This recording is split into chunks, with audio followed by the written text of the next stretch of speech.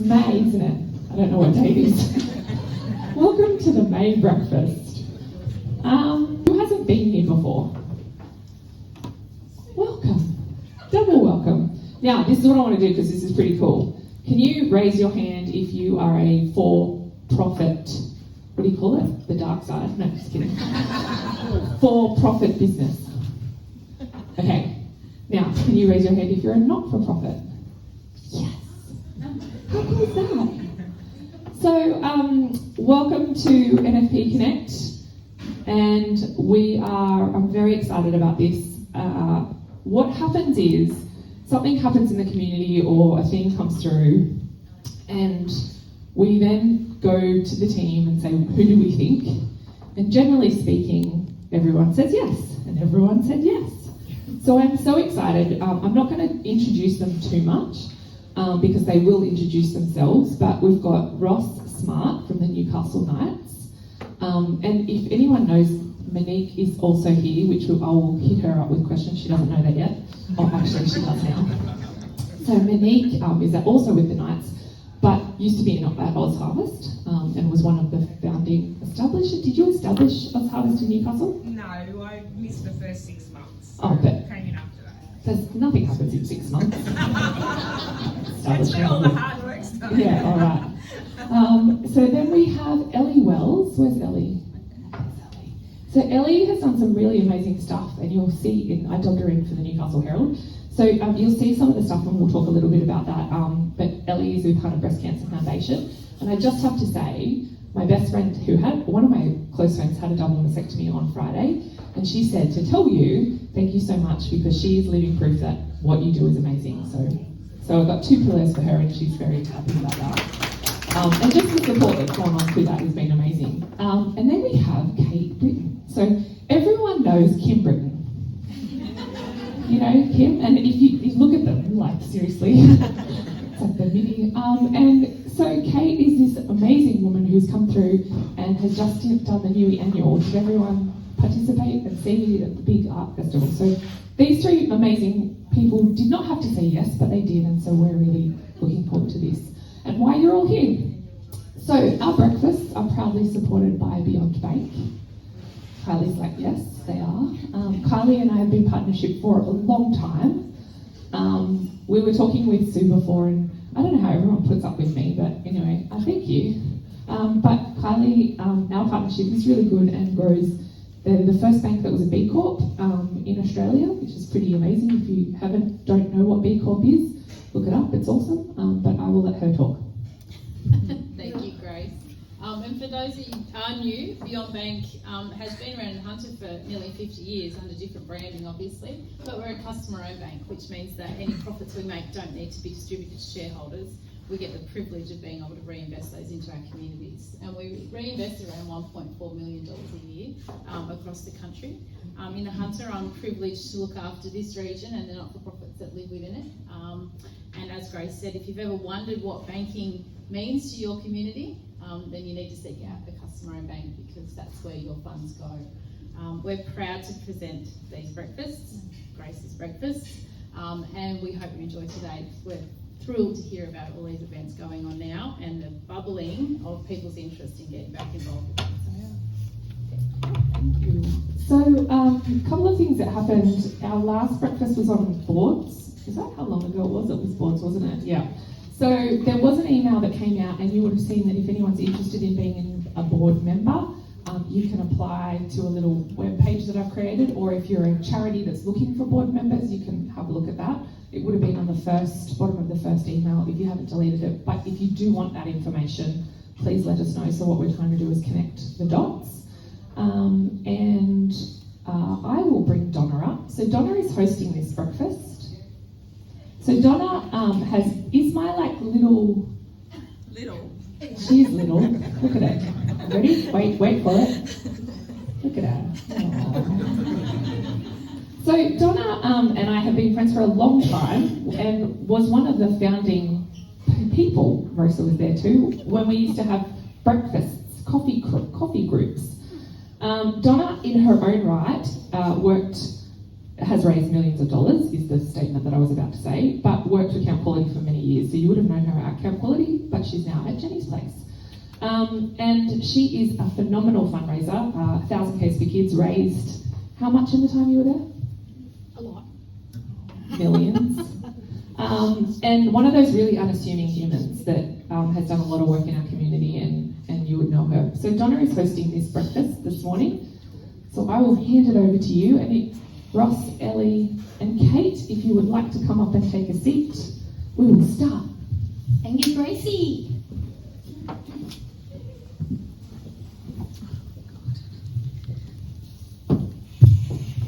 Welcome, everyone. Kate's got a scotch with her. She's worried about what I'm going to ask her. Wait. Can anyone pinch me in the face if I don't do this? Because I just got told. I would like to acknowledge that we are meeting on the land of the Awabakal people, and I would like to pay my respects to elders past, present, and forthcoming. Thank you so much. I will gladly pinch you in the face next week. Hi everyone, and thanks for coming along to the NFP Connect Breakfast. Grace asked me would I host the panel this morning, and I was very excited to do that.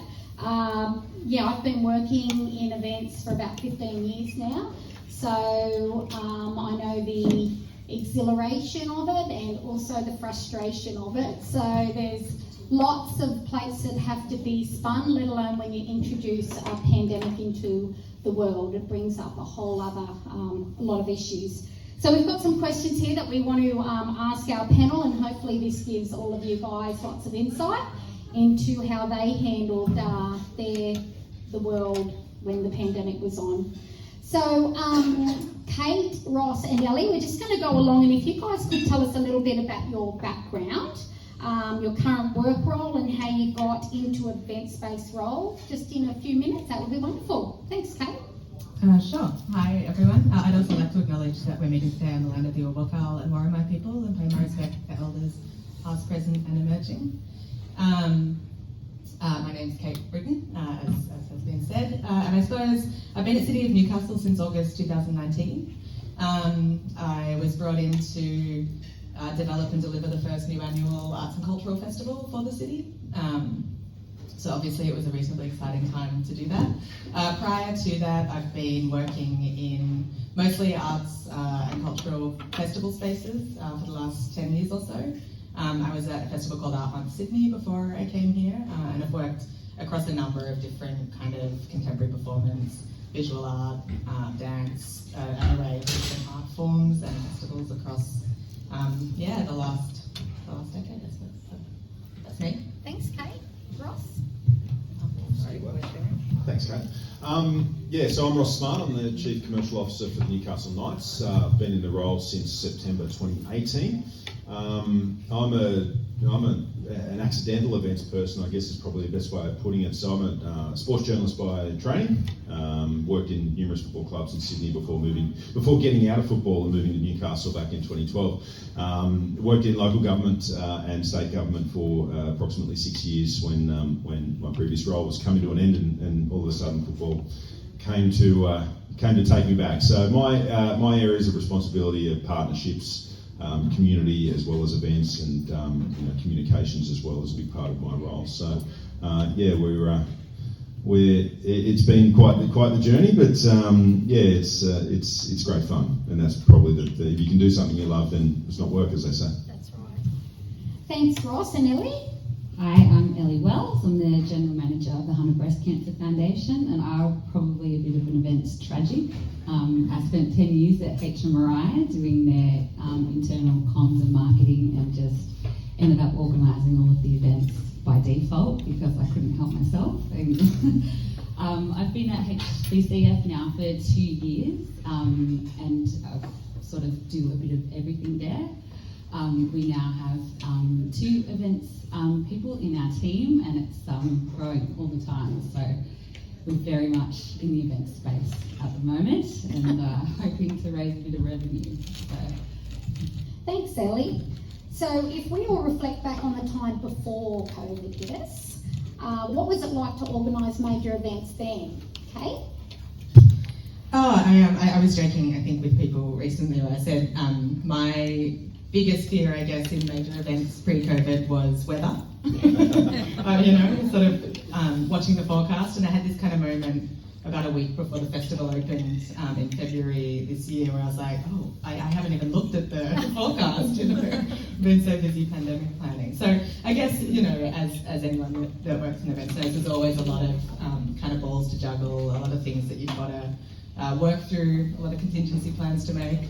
And I guess in some ways the global pandemic was just another one, albeit a reasonably challenging one. Yeah. From our perspective, life before the pandemic was really interesting. We're so fortunate in that we're so visible and you know, obviously 33 years of history in Newcastle and the Hunters, so everyone knows the Knights and we don't take that for granted. In the event space pre-COVID, thinking about this coming into today, probably the words that keep coming back were unintentional and a little bit almost complacent. I don't mean that disrespectfully to how we do things, but you know, with football, particularly rugby league and that sort of thing, you sort of open the doors and people show up.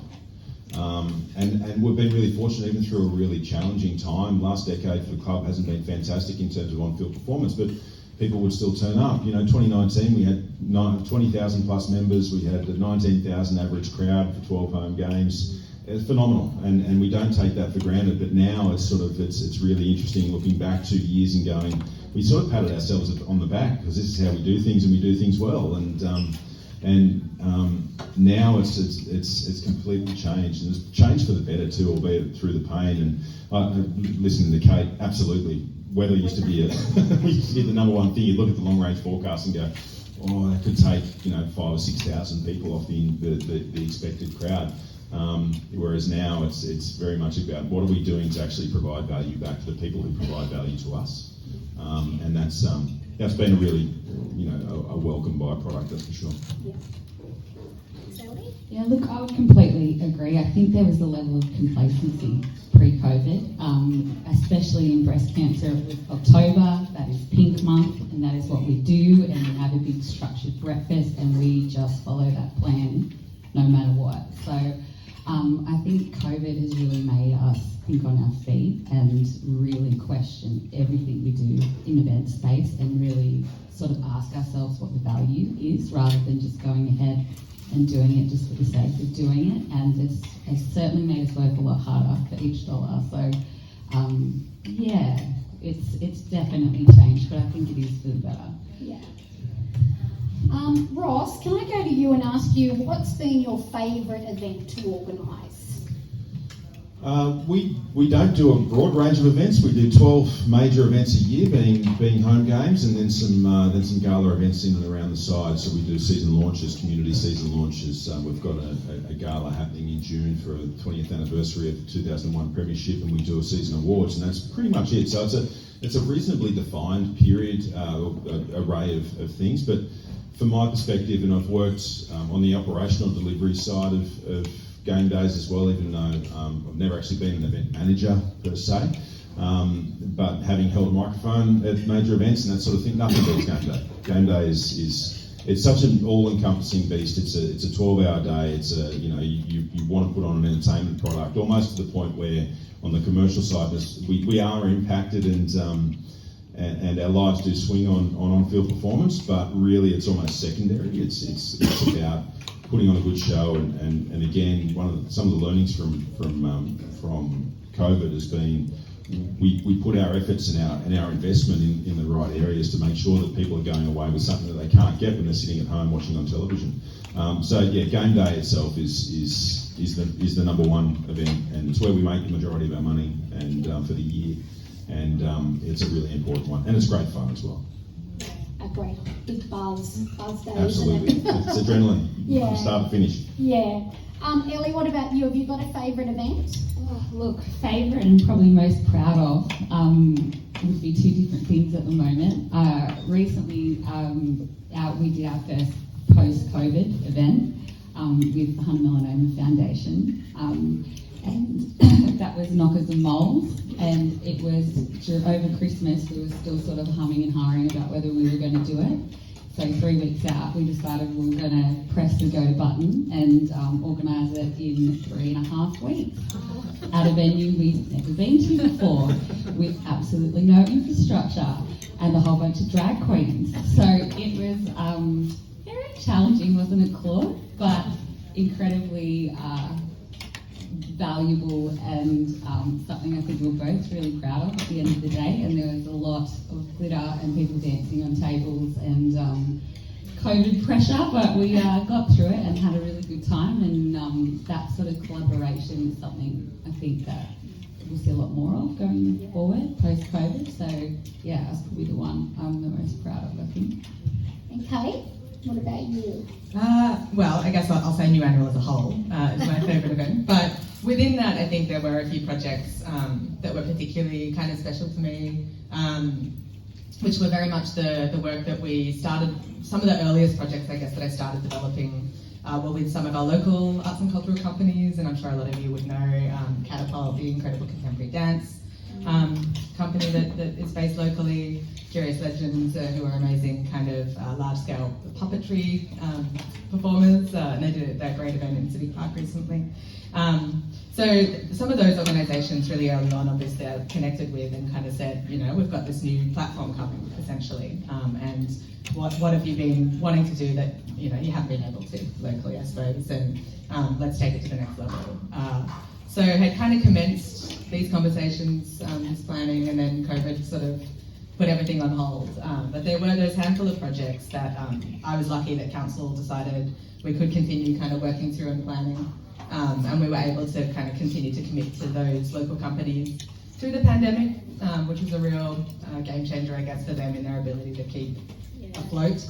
And so to kind of see those handful of projects come to fruition, some of you I know went to the incredible performance in Civic Park Fountain that Catapult did called A Quist.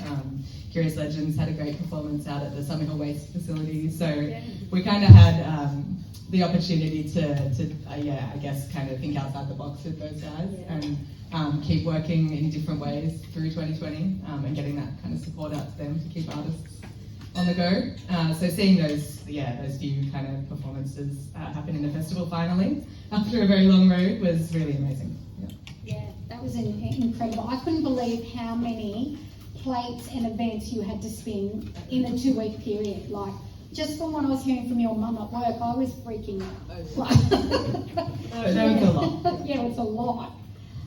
So Ellie, one day you're in full swing and the next day you're completely shut down. What happened for you guys when COVID hit? Look, it all happened for us within a week. So one of the very first COVID cases was a breast cancer patient at the Mater. So we shut down actually 13 days before the rest of Newcastle, and we're all in quarantine. So basically everything stopped for us. We do 14 support services for local women going through breast cancer, and every single one of them came to a grinding halt within 24 hours. And then we needed to basically rebuild the charity from the ground up and decide what we were going to go ahead and do. So we met with a whole team of cancer specialists and decided that we weren't going to stop services and close down, and that we would continue to offer the same services just in a really new and safe way. So we basically rebuilt every service from scratch. We got a fleet of hire cars in and made them all COVID safe. So we put screens in, we had hazmat suits, every car got washed down in between clients.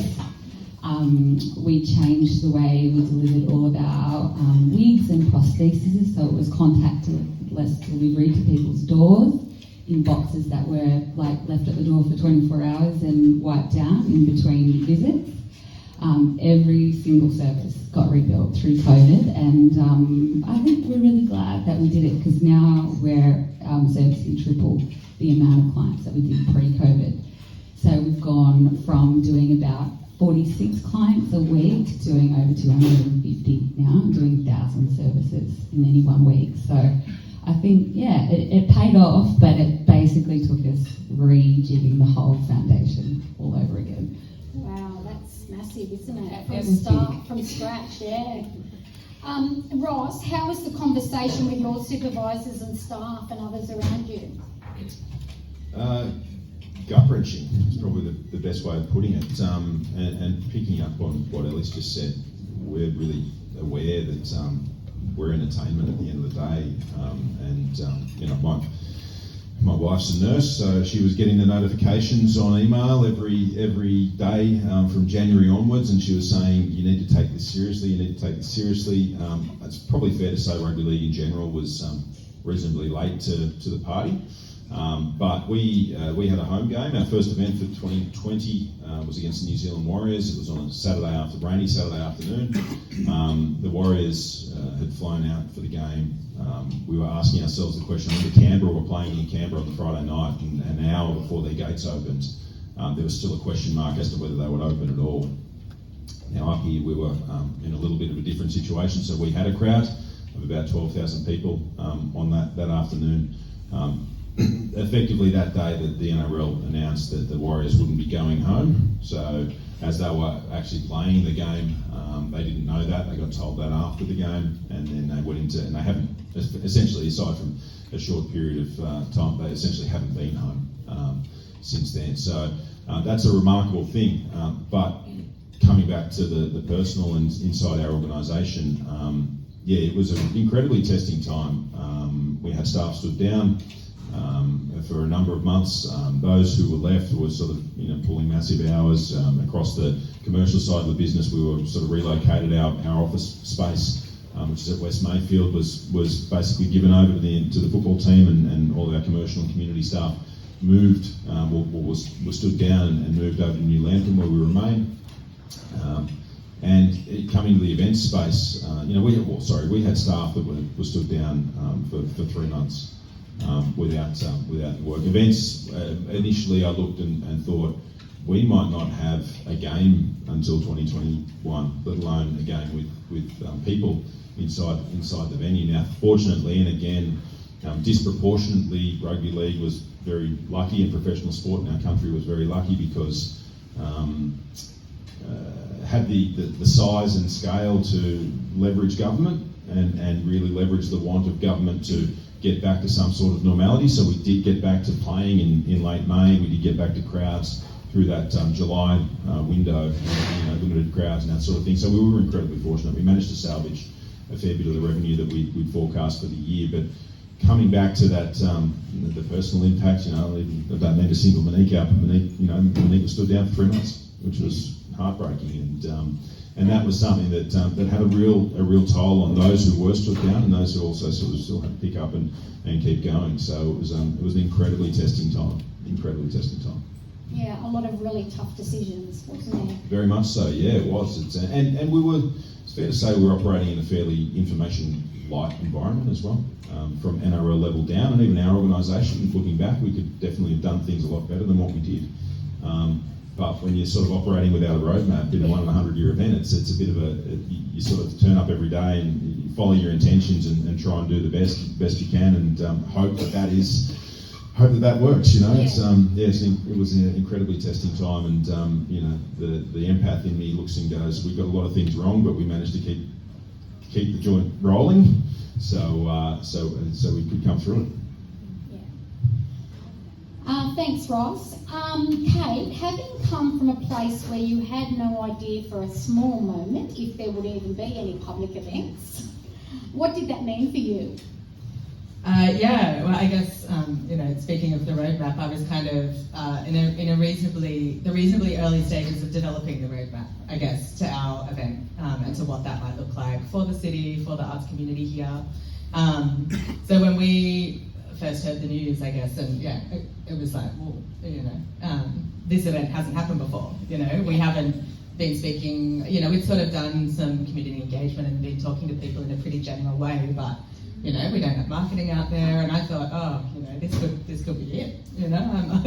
I've kind of come here to build something, but this is. And I think it's a real testament to my mind to the workplace that I am in now, that they didn't kind of just pull the pin on it, and we went through a lot of consultation, and my first thought was, oh God, what's this going to do to the arts and cultural sector generally? And as I'm sure we're all aware, that it was one of the hardest hit, almost instantly. Sort of people who are in a precarious financial working situation, often sort of swinging from gig to gig. It's a very casual workforce. Saw 90 to 95% to 100% of their work dry up overnight with no knowledge of when that might return. So I guess my priority at first was to say to council, I think we really have an opportunity to provide some support and some certainty to people. So I guess, I really strongly advocated for continuing to plan and continuing to work towards some kind of outcome, with emerging contingencies in it, and became digital streaming's biggest advocate briefly. So I think we're all a bit screen weary now, but it's just trying to think. Look, if anyone can figure out how to do this, it's artists and it's creative people. So we need to kind of pull our focus back into our local community. I think obviously I'd sort of been in conversation with artists all over the country initially, and we do hope to kind of grow the reach of what we're doing. But the priority definitely became, well, what are we doing for the sector here, and how can we kind of support them, and what can we work towards in a way that everyone's comfortable with? And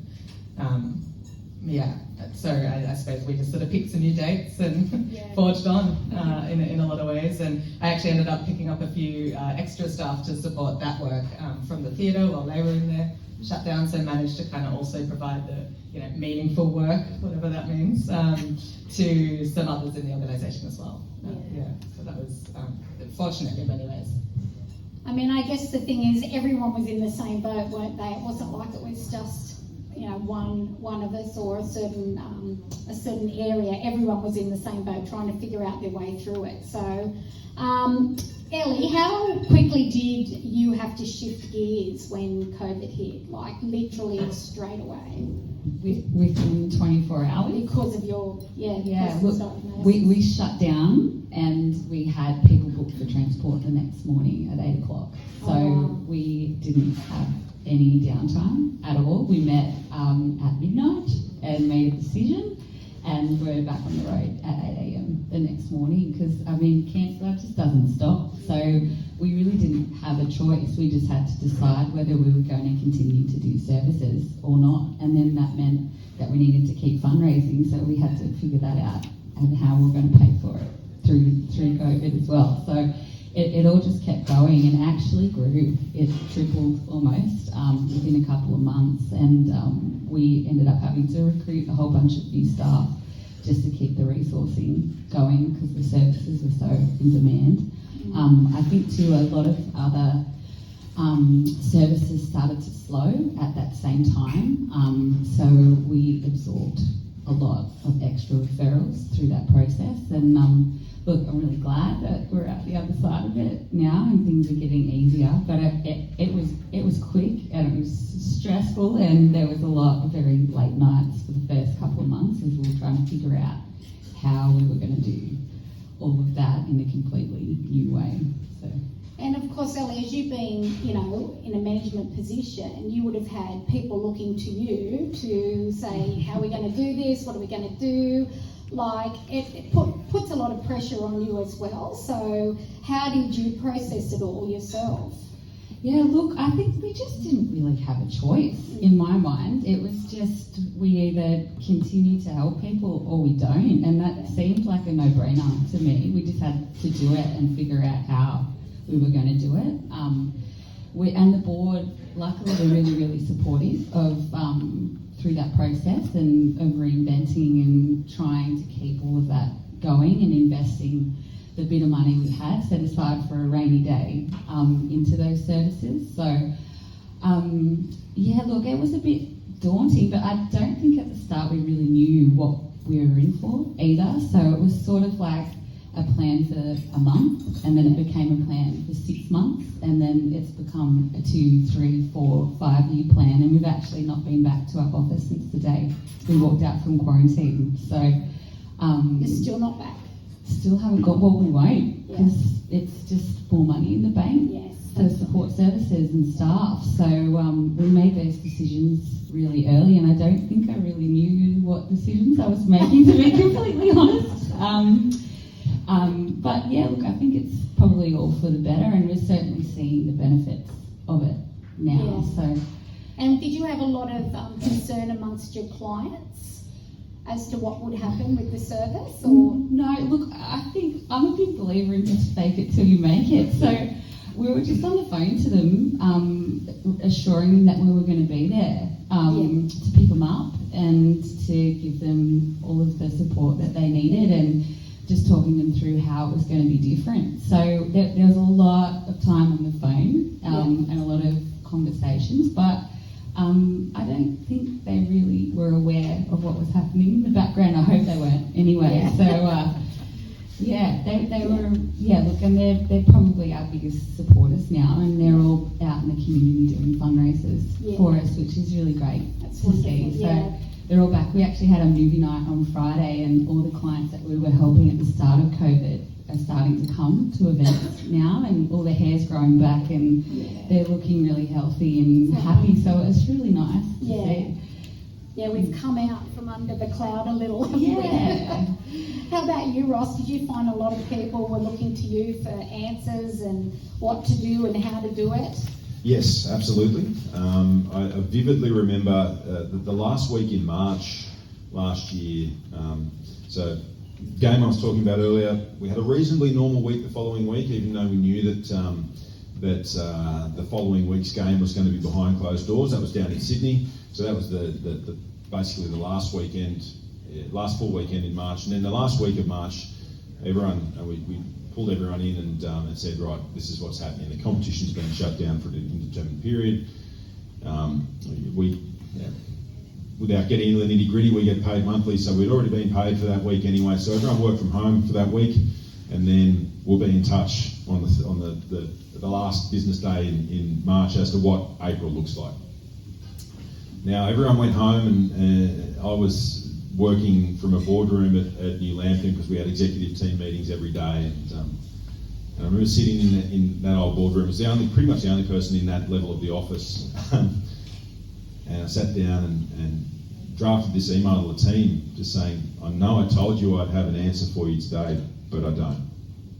And that was probably the moment that hit me the hardest, was I can't give any of you the information you require for your lives and for your families and for your mortgages and all that sort of thing. And that was incredibly difficult. And every single person, to a person, was phenomenal through that period. Just said, look, that's fine. Tell us what you can tell us when you can tell us. And but effectively, what that became a couple of days later was stand downs, skeleton staff. So at the time, I had a staff of about 19, and I think we ended up about 6 working 5 days a week, but getting paid for 2.5 and all that sort of thing. And everyone else was stood down. And really, the preservation point became what revenue lines are still turned on, because we knew that crowds were turned off, so ticket revenue was turned off. Membership revenue had to be saved. Unfortunately, again, we were very fortunate for the amount of passion that exists amongst our core supporter base for the club. So we ran a pledge campaign for our membership, which helped, and our sponsors were amazing. So our large sponsors just said, that's fine, take the time you need, we're not going anywhere, we'll be here. Our mid-range sponsors mostly were in the same boat, although we did lose some revenue through those, because those guys are a lot more exposed to the fluctuations in the market than the likes of your major corporates, for example. But our corporate hospitality revenue was wiped out, so there was millions wiped off the budget right off the bat. So, but it was, again, that stuff was really almost unimportant, because we had some real personal impacts. Like I said before, there was a real moment there for a while where if the season doesn't come back, we don't come back. And I'm really pleased to say, whilst we've had some turnover, for the large part, we retained our workforce as much as we possibly can, and people who left, in the vast majority of cases, left of their own accord, which was good. It meant they found other things to go to, which was great. But it was the whole year was was people impacts, and really struggling through that period to try and give people as much information as you could, but at the same time say we still don't know what the long term looks like. And it was certainly, I mean, it goes without saying, probably goes for everyone in the room. It was the hardest period of my working life, and hopefully we don't see it again. Yeah, Kate, what would you say is the hardest things you've had to wrestle with through this time?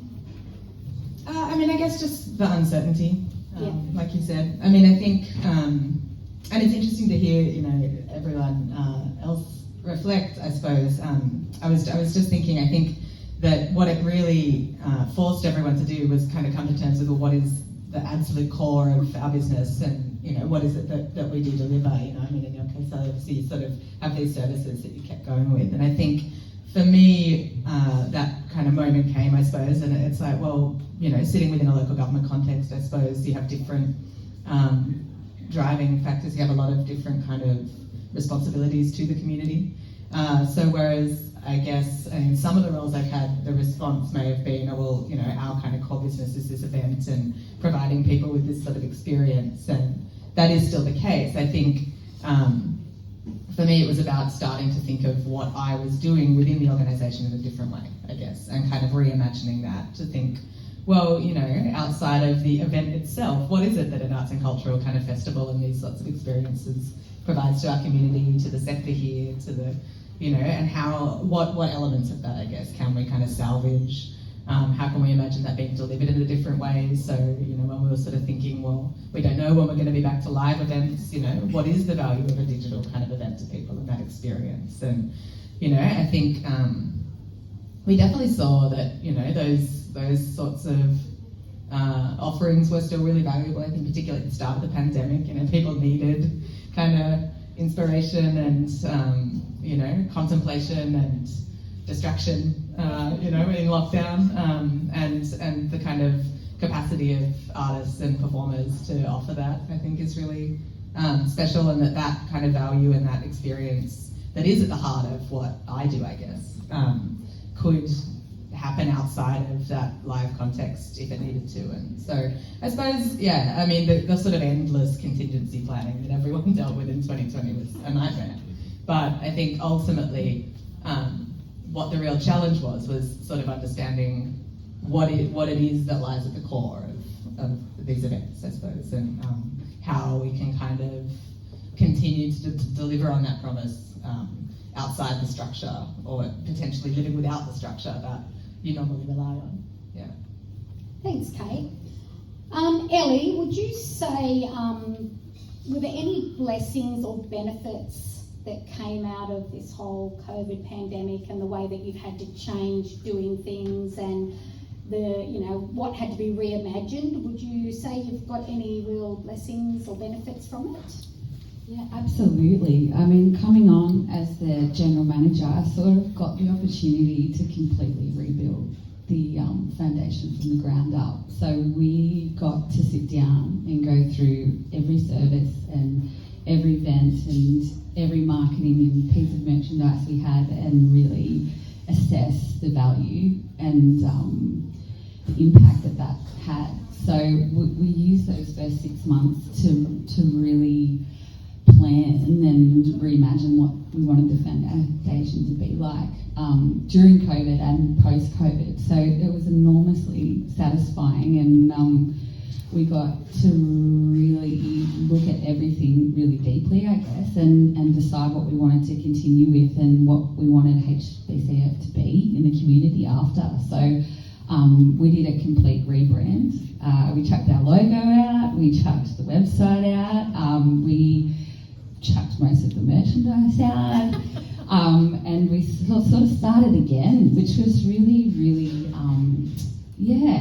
valuable, I think, and not having to sort of do things the way things had been done previously, and be able to really focus on what was going to bring in those essential funds, and cutting all the noise out, I guess, was really, really good. So all of the signature events that we previously did sort of went on the back burner, and we had to sort of look at a new model where we only did events that had a really solid return on investment, and the cost per dollar was really, really low.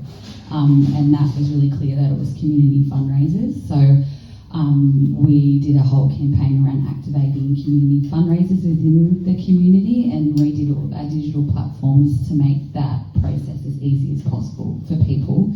And that really meant, redoing our database, re-looking at our website, and then utilising third-party platforms like Constant Contact and Just Giving to really package that up and make it a really neat process for people. So, I think it was definitely a blessing, a stressful one, but a blessing, no less so. Thanks, Ellie. Ross, any blessings or benefits? There's a million. I'd probably, it's given us time to pause and to consider what's really important, and that probably plays out in two different ways. One, we get to repay the faith that people showed, both in terms of partners, but also Joe Public as well. I mentioned our membership pledge before. That's people that don't have a lot of money, but that part of their annual spend is their Knights membership because they get joy from it, and so it's something that I personally take really seriously about going forward, how we shape our events and our communications and various other things to make sure that we're repaying that faith that they showed us through the really, really tough time.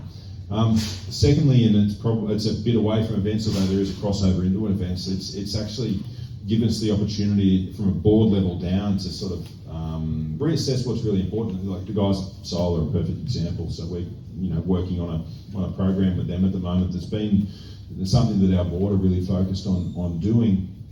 And it's allowed us an opportunity to go, well, where else can we contribute in this community space? And when Monique and I walked into the business in late 2018, we were very, very light on, and we're still on a massive journey when it comes to community engagement and how we work with not-for-profit organisations. But it's actually given us an opportunity to go, where do we put our focus? How do we broaden our scope and use the likes of our live events to drive community fundraising? So it's a small thing, but it's really important for us as an organisation and as a community entity in our own right to provide benefit back to the community. And so it's allowed us to refocus on that while still being the beast that we are in terms of being a profit-driven entity. Personally, for me, it's been a real recheck in on how I like to work and lead and that sort of thing. It's been a really challenging period, but it's something that I think, and I probably speak for many in the room, that you look and you go, I've learned a lot of lessons, and I'd like to think that going forward, it's something that will help shape the next phase, because there's so many things that you learn through this period that you just would never have thought of before, and the importance of reaching out and planning and that sort of stuff. And it's been a very, very challenging time, but a very, very interesting time as well, and a time of great learning and growth, I think. Thanks, Ross. And Kate, blessings, benefits? Yeah, I mean, as with everyone, I guess there's always the silver lining. For me, in the real first instance, it was a little bit more time, to be honest. I kind of came in and we were originally looking at a September 2020 delivery, which can seem luxurious, had a good 12 months, but to sort of develop what this thing was going to be and then build it from the ground up, it was quite a tight timeline. And I think a lot of, I guess what everyone found through 2020 is that revisioning of what it is that is important and what we're doing. So I think arts festivals and events generally always have that kind of two-headed, master, I suppose, which is tourism and the economic drivers and what we're doing for the community and that community development side. And often I think they're quite separate things in the arts in some ways. You've got your kind of big blockbuster events that pull people in from all over and, are incredibly popular and they're fantastic. And then you've got this sort of finer grain of activity that happens at a community level and is very much embedded, I think, in people's lives. And Kate is often say, we can only dream of a kind of 19,000 strong crowd of football fans coming out to see community arts. But I think, both are an important part of what we do, and both are an important part of building a festival like New Annual.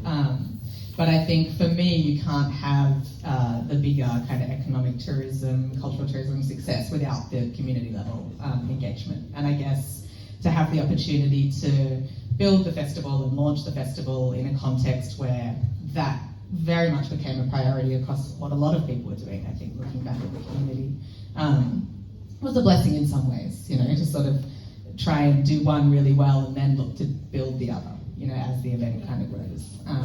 Has been definitely a silver lining. And I guess just also some of the resources that emerged. I think, you know, audiences and who you're catering to your event is also, again, always critical, but I think it really forced us to look at that and think in a very practical way. So, well, who are we wanting to come to this and who is this maybe going to appeal to?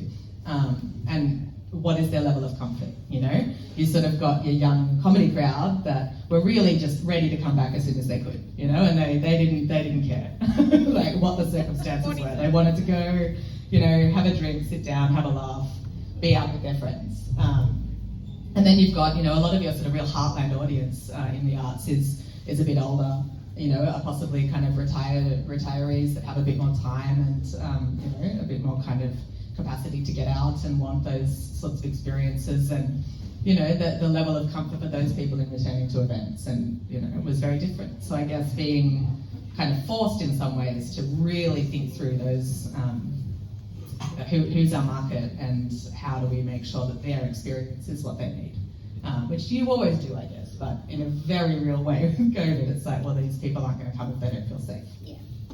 Yeah, that's right. Yeah, thank you, Kate.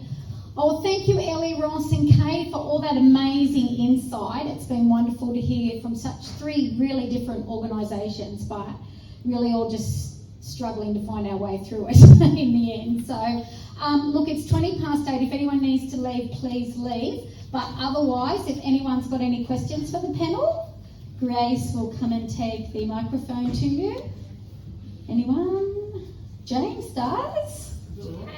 Yeah. Oh, no, you're not allowed. Everyone but James. I feel really loud voice. I don't know Oh, if just call out voice.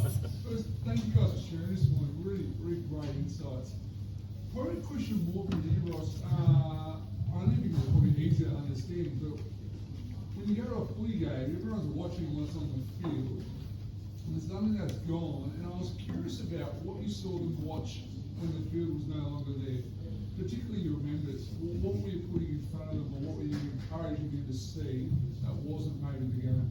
When the game was shut down, Yeah. it was really interesting because so what happened when the game shut down was for about a period of nearly a month, our players were sent home as well. So they weren't training regularly because the game itself was still working out the biosecurity protocols that had to be put in place so the game could get restarted. Because there was a lot of, and this is what I touched upon earlier, NRL and government aligned really quickly, which was good to work out the roadmap back. But for a period of time there, our players weren't allowed to train in groups of larger than 2 or 4, I think, something like that.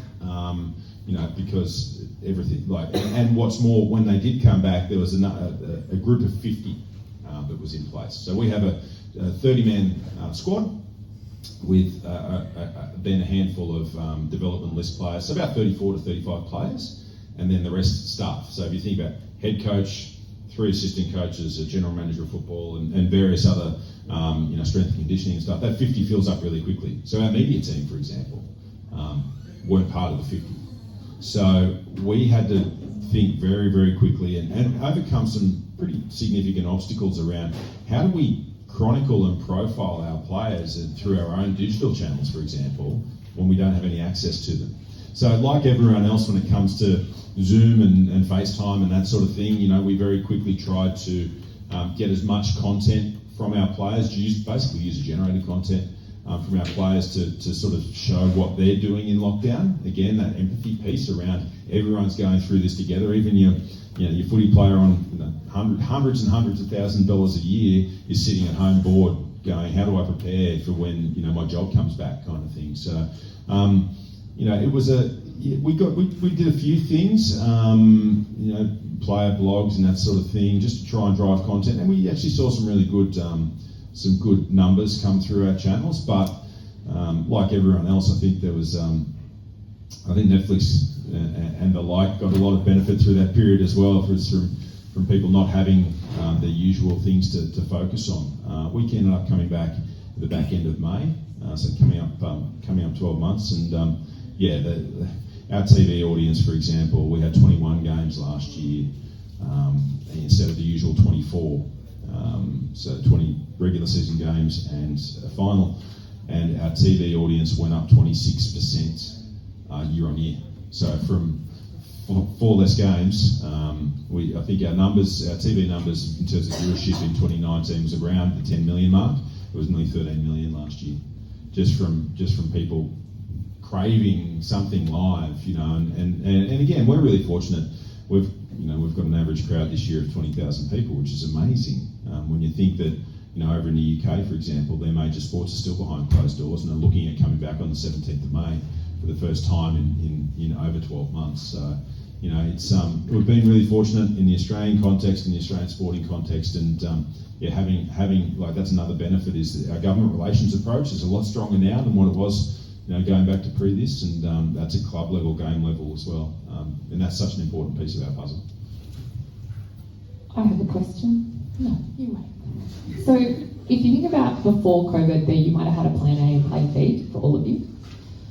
What are the plans now? Like, how far do you go? Are we down to Z, like plan Z? Like, so so we're here and we're kind of back to normal-ish with a sign in and a, maybe wear a mask.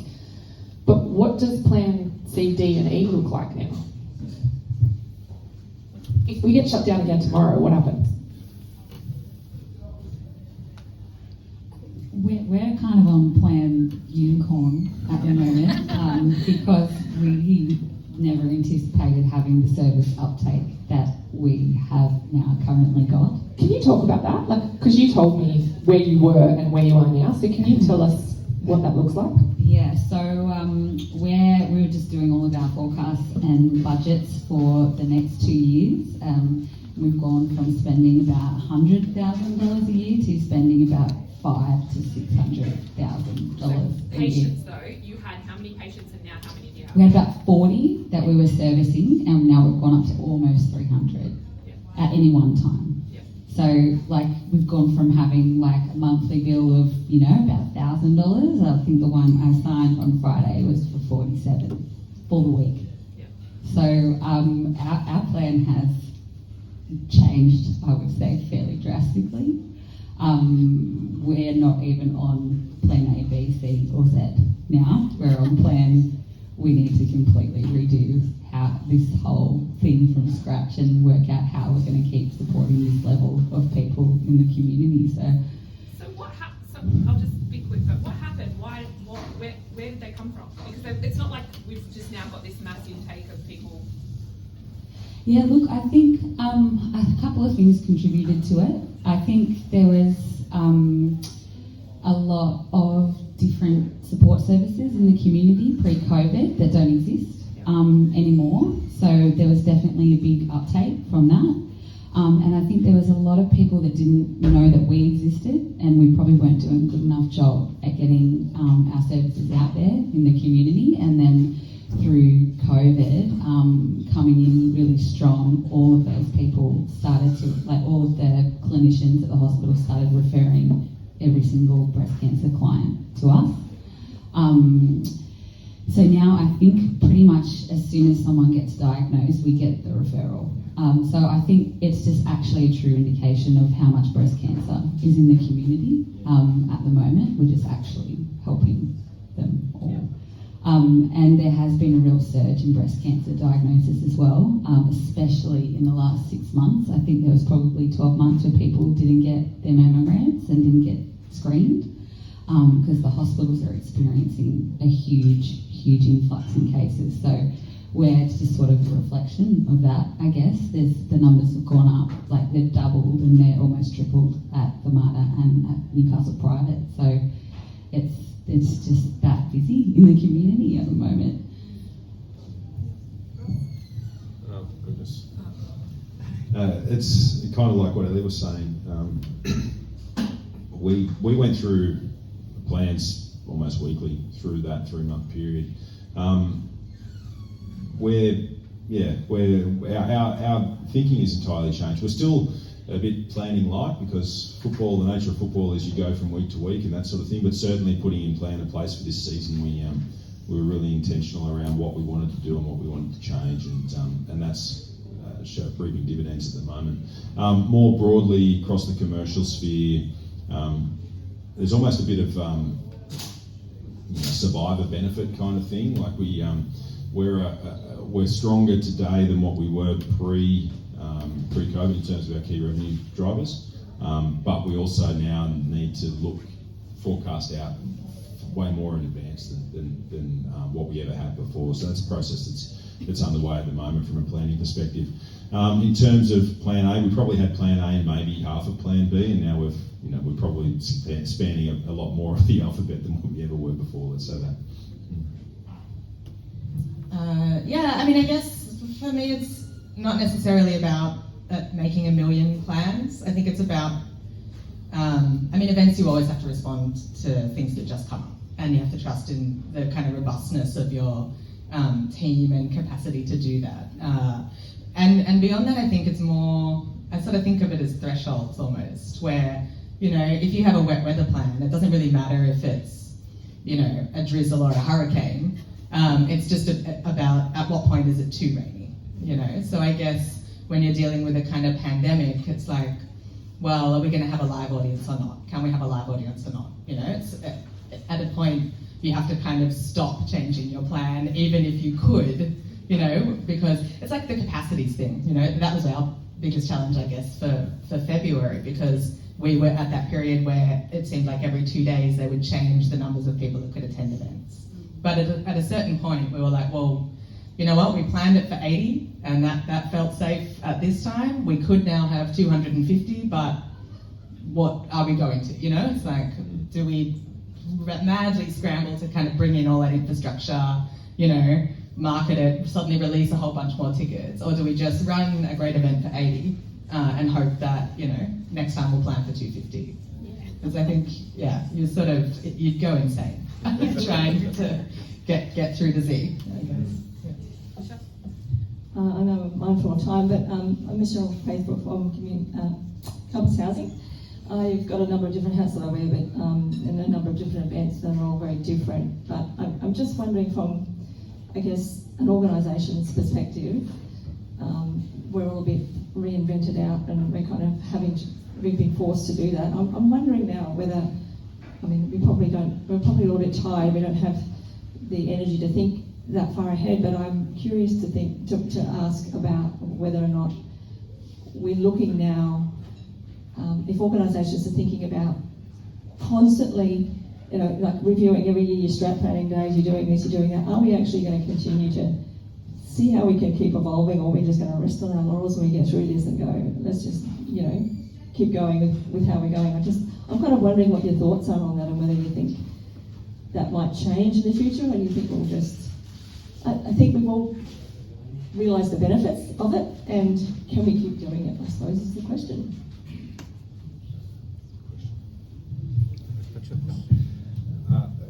It's an excellent question. There's no doubt that fatigue's a factor, and there's no doubt that we need to find a new normal, and from our business's perspective, I think reasonably we've reached that, but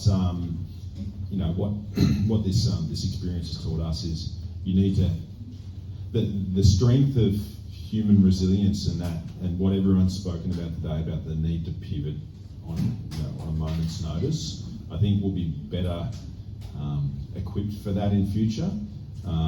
In terms of, I've never been the best strategic planner. I've managed to get through my career so far in that, but what it's opened my eyes to is the fact that you need to have a couple of plans in place, regardless, plan A, plan B, plan C, and actually and have those formed up and ready to go. So when disruption comes, whether it's a pandemic or whether it's your business isn't travelling well, so you've got to downsize or something like that, you've got the ability to respond really quickly and to come back up. But it's fatigue's a real, very, very real thing, and I think it's what it's taught everyone is to go, okay, well, under these various scenarios, what will our business look like, and how do we make the most of whatever the scenario is? And I think that's been a good experience to go through. It's also been a good opportunity to go be kind to yourself. Certainly something that I've learned is not to have that kind of understanding that you're not going to get everything right, as Ellie I think mentioned earlier around. So something you say a lot is essentially everyone is there's an element of making it up as you go along, and that's okay, which is really good, because it's you can I'm my own harshest critic, and I know that the people who work for me are as well, but if you're trying your best to move the organisation forward and do good things, then you're generally in a good spot. Look, I think for us, we've done a lot of talking and a lot of strategizing, and we're kind of now in the phase of we want to get out there and get our hands dirty and do a whole lot of doing in the community. So, I actually think we've probably stopped a little bit, because we've budgeted and forecast and planned, and now we're just kind of trying to quieten the noise and get along with it. And look how that looks in 12 months. I think we're actually probably will loosen up all of those KPIs and the rigidity a little bit, and sort of look at it a bit more holistically and with a broader brush, which I think we used to get very, very focused on outcomes and statistics and percentage of referral increases and ROIs, and now we're looking at it at a much bigger picture of where we're going. So yeah, I think we've probably stopped the strategy a little bit, and we're more sort of on the ground, which is and operational, which is really great post-COVID. So yeah.